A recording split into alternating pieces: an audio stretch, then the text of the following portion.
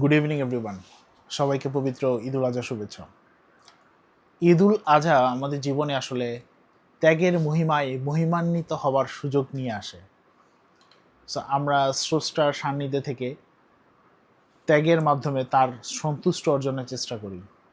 এটা আমাদের শেখায় শুধু একদিন নয়, আমরা 365 দিনই যাতে ত্যাগের মহিমায় মহিমান্বিত হবার চেষ্টা করি।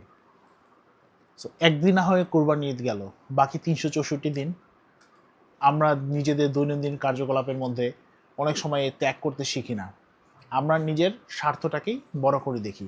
নিজের চাকরি জীবনে কিংবা নিজের সামাজিক জীবনে আমরা সবসময় চাই নিজের স্বার্থটাকে বড় করে দেখব। এটা আসলে আমরা ত্যাগ করতে শিখি না।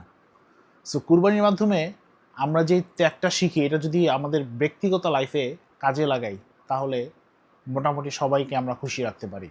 কারণ আমার হয়তো কোনো একজন আমার নিজের স্বার্থটা একটু ত্যাগ করার কারণে তার একটু সুবিধা হচ্ছে, তার মুখে হাসি ফুটতেছে, তার মানসিক যন্ত্রণা কমে যাচ্ছে, তার এক ধরনের হাইপারনেস থাকতেছে না। সো এই ত্যাগটা আমাদের আসলে শিখতে হবে। সো শুধু আমরা কোরবানির দিন যে ত্যাগ তিতিক্ষায় মহিমান্বিত হব সেটা নয়, আমরা 365 দিনই চেষ্টা করব নিজের সামান্য একটু স্বার্থ ত্যাগের মাধ্যমে আমরা অন্যকে একটু খুশি করার জন্য।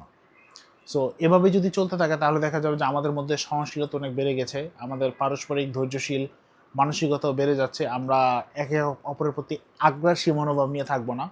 এক ধরনের ত্যাগের মানসিকতা আমাদের মধ্যে এক ধরনের ভালো বন্ডিং সৃষ্টি হবে। সো চলুন আমরা আসলে এই ত্যাগের মহিমায় মহিমান্বিত হবার সুযোগটা কেউই মিস না করি। ধন্যবাদ।